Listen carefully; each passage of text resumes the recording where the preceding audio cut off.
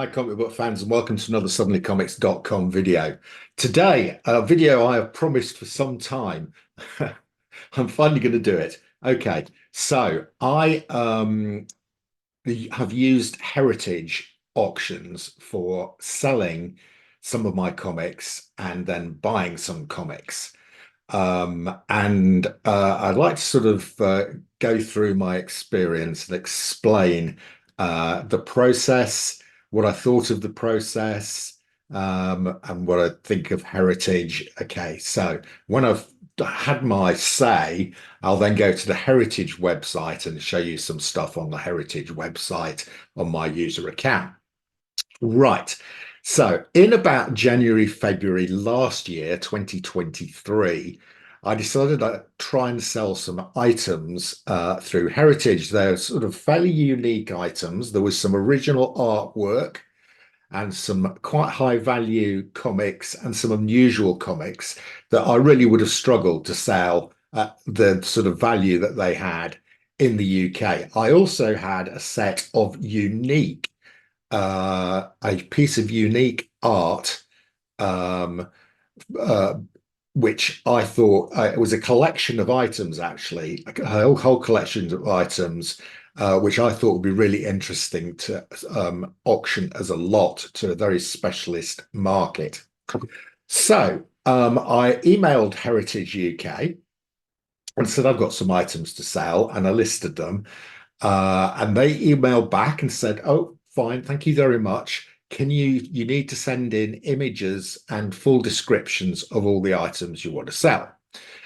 So then I did all that. And one of the items, the item with the collection of bits, took me ages because there were about 50 different drawings and items from it. Anyway, I sent them all in to the London office, and they basically came back and said, "We're not interested in this item with all these bits together." I'll come back to that. But the other stuff, yeah, we're interested. We can handle those. And they gave me an estimate. So they said, "We think you'll raise about $7,000 for these items." It's an estimate. Okay, come in and see us and bring the stuff. And so I went into the London Central London office, Heritage Central London offices, and I saw I think she's the managing director of Heritage UK, Sarah Balby. Really nice little office, quite small. And I think they've since moved to a larger office. She said at the time they were looking at moving. Very pleasant. I sat down, I got offered a drink. I went through the items, so it was very pleasant, explained the process, explained what would happen, um, uh, and had a very pleasant meeting, and I was pretty impressed. They gave me a free catalogue from the previous year from Heritage, which was a quite high quality production item, and I left all my items with them, which was a bit scary because, of course, this is going into auction and there's no reserve. So at Heritage, there's no reserve. Um, anyway, then, of course, they don't hold these auctions in the UK. They have them in the States. So all these items had to be sent from the UK to the States. Um, and then they had to be listed and then put in a future auction. Okay, so I dropped my items off, I think mid-March 2023. Okay. So then what happens, they get over to the States, they then have to catalog them, they then have to put them into a future auction. So the first lot of items, and I'll come back to why they all didn't go into the same auction, the first lot of items went up in about late June 2023. So about 3 months after I had dropped them off. So if you're looking for a quick turnaround of cash, it's not going to happen. Right. And they did a pretty good job. They did list the items really nicely. They took good photographs and they listed them. And on one of the items, I asked for the listing to be changed and something to be included, which I felt they'd missed out, and they did that. Um, so Those items sold, and they did okay. Now, the one of the items that I sent them was a really, really early Mickey Mouse magazine comic from 1933. It was Mickey Mouse Volume One, Number Two, which I had graded at CGC. Now, when CGC sent it back to me, they'd listed it as Mickey Mouse Volume One, Number One, which was incorrect. So when Heritage got it, they said, "Oh, we're going to have to send." So I said, "Where's my Mickey Mouse gone?" Because they didn't tell me anything. So eventually, Sarah came back to me and she said, "Okay, so because the label was wrong, we have sent it off to CGC for reholdering." Well, that's fine, okay, but nobody told me. They didn't tell me why it wasn't why it didn't go into the first auction. Right. I then waited, and occasionally I prompted Heritage and said to Sarah, "Where is my Mickey Mouse?" Because it was 3 months later after they sent it off for reholdering, and I still hadn't heard anything. Right through to about October of 2023, I'd assumed they'd lost it or it got lost in the process. Anyway, I suddenly got confirmation that it was going to be in an auction in November 2023. So nearly 8 months after I'd originally taken it in.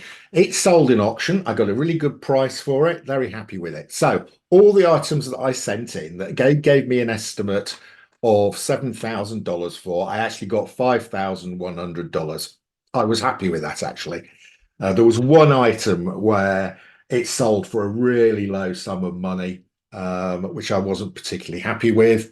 But other than that, I was pretty happy with the process. Now, so then all my money from the auctions is sat in my Heritage account. Now, I left the money from the first auction there because every time you want to withdraw money, because of course it's all in dollars, and I want it in, if I want it in the UK in pounds, they make a charge for transferring it. You also get charged a fee, a seller's fee. So a percentage of what I earned went on a percentage to Heritage. And of course, they charge the buyer a premium as well. So they make on both. So, but I knew all that. I knew the percentages. I was okay with that because what it's doing is exposing you to a specialist market and to specialist comic dealers. I mean, they have many viewers of their auctions, far more than any of the UK auction houses. So you are likely to get a better price for more unique items. And for that, you pay a percentage, which is fair enough. And that was transparent, that was upfront. Also, they explain to you if you when you withdraw the money, they'll make a transfer. You have to pay money for the transfer out. So I decided I'm not going to transfer this money out. I'm going to use the money to buy comics that I wouldn't usually be able to buy in the UK, graded comics at Heritage auctions. Okay, so one of the problems is that the heritage sort of website and user page is horrendously user unfriendly, and it is virtually impossible to see what the value of the money in your account is. Really, really difficult. Anyway, I knew roughly what I'd got from the sales. It was about $5,100. So in January this year, I went on and I started buying some Silver Age and Bronze Age comics, graded ones that I have shown some on my channel. There's more still to come. But when I bought the first lot, and I think they were about $2,000 worth, they sent me an invoice saying you need to pay for these. I thought, hang on a minute, I've got a credit of 5,100. Why aren't you just balancing off what I owe you against that? So I rang and I couldn't see any way of doing it on the website. So I rang the UK Heritage office, and the lady there, she said, I think she's called Rosie. She said, "Oh, look, okay, I'll sort this for you, and I'll also arrange." And so she did sort that, and I got a message balancing off the costs of the purchases against my credit account. Um, Also, then they didn't send me any information about mailing. So I had to ring the UK offices again. I spoke to Rosie again. She said, fine, I will sort that for you. I'll make the postage charges off your account. And the other thing I said is I don't want them sending to the UK because I think their charges for postage to the UK are horrendous. So send them to my Stackery address in New Hampshire. And indeed, the postage was much more reasonable doing that. And then they came in my Stackery delivery. So a few points here. Firstly, the Heritage website is hugely user unfriendly, but this is balanced by the fact that the staff at the London Heritage office are excellent. Okay, really, really good. Both Sarah Balby and Rosie, I think her name is, who I've dealt with at the London office, action stuff almost immediately. They answer the telephone without talking to some automated system. And when you say who you are, they know who you are. They find you on the system and they sort you out. So the very poor user interface on the website is countered by the fact that the employees in the London office are excellent. Okay, right. I'm now going to just go to the website um, and show you some of the stuff on the website. Here we go. So this is the Heritage website. So you'll see I'm logged in. I'm logged in as William because long story, it's my first name. I use my second name, family tradition. Right, now this is my past, this is my closed auctions, okay, from my consignments, okay? So you can see there, that's the sum that I made from selling these items. And if we look, here's a piece of original artwork that I sent in, and they've done a good job at listing this. So they've got the, Greg LaRocque and Vince Coletta, Marvick Graphic Level 15, the Aladdin Effect, page 52. Really good quality picture, which, great zoom effect. Very good. And also, they list down here, they say Greg LaRocque and Vince Coletta, child protagonist Holly Ann Ember gazes in confrontation against Storm, Tigger, and Wasp in this tense scene from an epic story. LaRocque's solid composition receives a nuanced job of inking from Coletta, ink on graphics on Bristol board with image area of 10 inches by 15 inches, light to moderate toning, adhesive residue, and conspicuous white paint retouching in one area of a dialogue. Very good condition. And then it gives similar prices for some of the previous work sold by that artist. So as you can see, it sold for 1140, but that included the buyer's premium. So I didn't get as much as that because they take off the buyer's premium. But a pretty reasonable listing, and they do this for all the items, take their own images and everything else. Now, also, so that's the selling side of it. Let's just look and then go down here. Okay, so my auctions, hang on a minute. So I need to find the items I bought in auction. My bids. Here we go. So here you can see your current bids. Let's have a look at this is recently closed. I only want to see items I'm winning. So here we go, and you can bid on this website, and the bidding's not too bad. So you can see here, this is the item I've just won recently. A Tales of Suspense 24 in a 5.0, which I had a maximum bid of $70 for. which was $99 with buyer's premium. They do make it very clear what the price is with buyer's premium, and it went for $70. Exactly my bid. If it had gone up, I'd have lost it.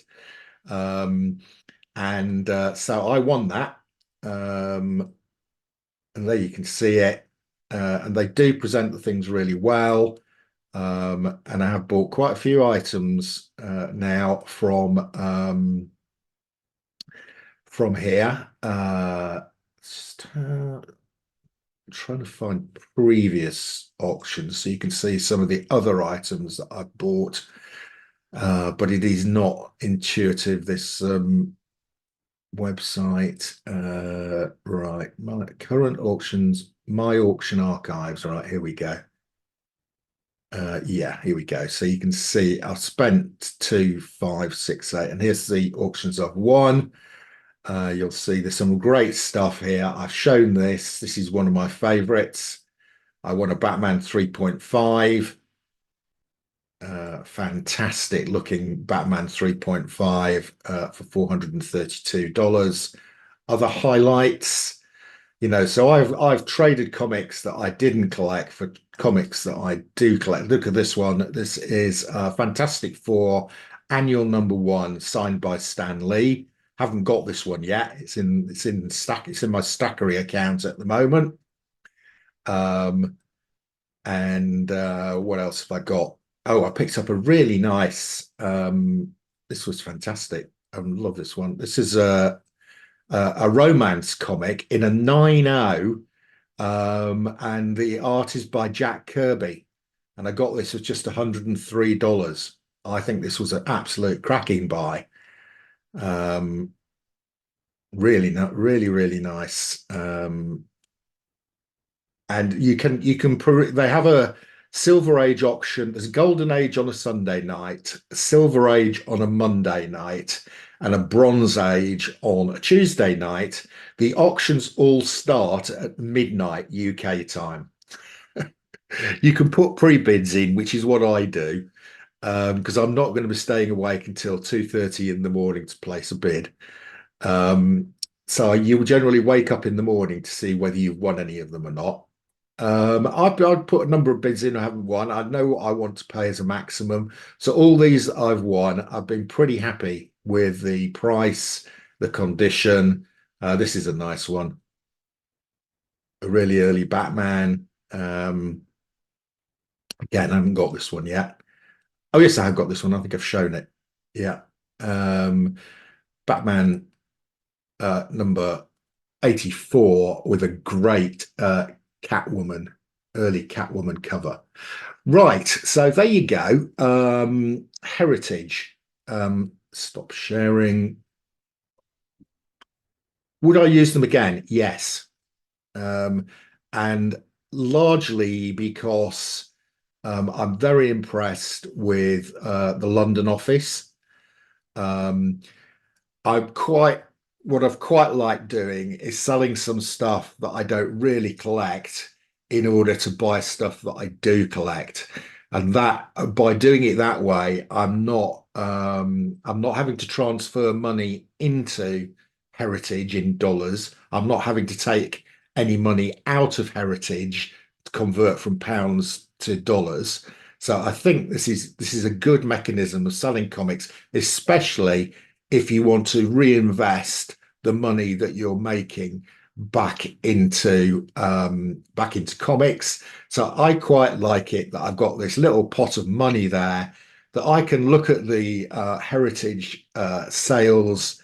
I can look at the Heritage sales weekly, and if I see something I like, I've got a pot of money. I can put it towards those comics that I want to get.